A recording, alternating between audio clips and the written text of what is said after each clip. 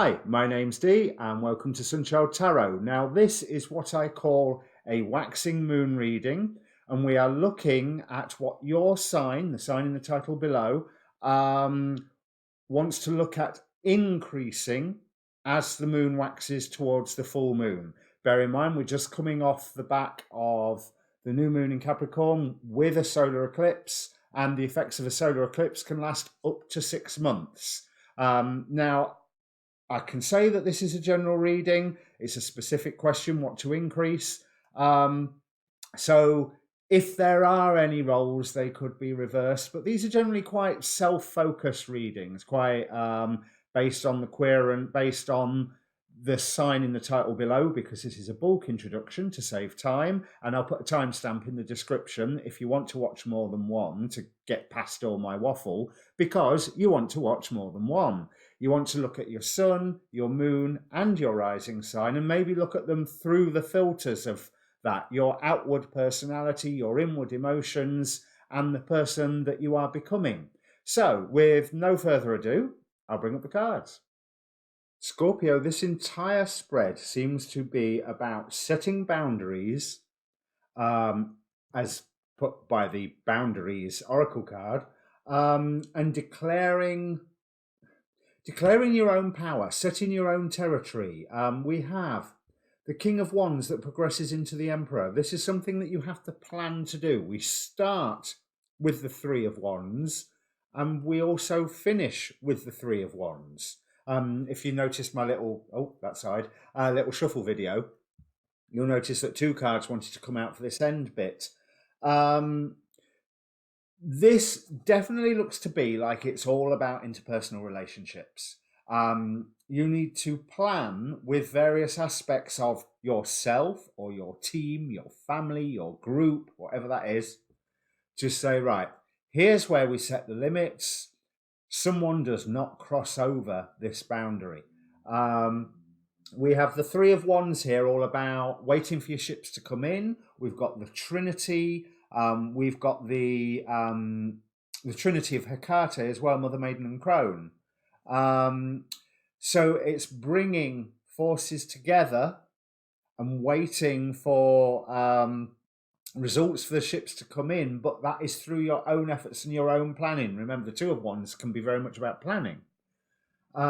This leads you into the King of Wands, where you become quite the expert at the boundaries that you are setting down, which leads you to the point of the Emperor. But you have to remain strong on this. So obviously there's a boundary here that you're a bit, is really, really important for you to set. Because from King of Wands to the Emperor, there's a progression. But the Emperor's clarified by strength, leading straight on to strength. And the Wheel of the Year, which is basically the World card. If you draw the boundary and say, right, no further, no more, the world is going to go, yeah, okay, we will support you in this. But it's something that may hurt that you are having to set this boundary anyway, but this is one of those cruel to be kind moments. And I don't mean cruel to be kind to somebody else. It's cruel to be kind for yourself. Face this pain and walk straight through it, because you will be fine. Clarified here by the Ten of Pentacles. There is a wonderful sense of community. And let's not forget that this Oracle card here says new moon in Libra, and the moon's in Libra as I do this reading today. A new romantic cycle begins. So, as much as it's like, I don't like doing love readings, there is a love reading aspect in this. But it's almost like you've got to tell somebody, right, no further. You do not cross this mark. You've got to set your boundaries in place.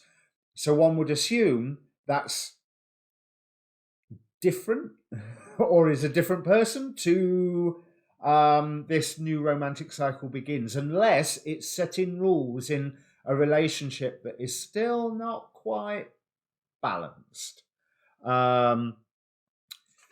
We have Estibus, the angel of divination, which is not one that I am familiar with at all, so I'll look it up. But let's have a look at what else is here. This setting plans is going to be work that comes from this setting plans. And yes, you are acting in a defensive faction, but you're acting in a very craftful, not crafty, craftful, artistic fashion. Let's see if I can find this Estibus. I've never pulled him before. Well, him, her, it. Here we are. You've called its name, and so it has come, but you do not command what is foretold. Estibus can only be an uncertain ally in these mercurial times. Estibus reveals the ever-shifting rhythm of the skies and beckons us to observe the alignment of the signs, something seen in the clouds, in the leaves, in the shadows, and I'm tempted to say in the stars, since there's all that thing about the skies. Something as glorious as fate, with a capital F. You observe something that could not, must not be real. Curiosity is your call to action. You are compelled to go. Right.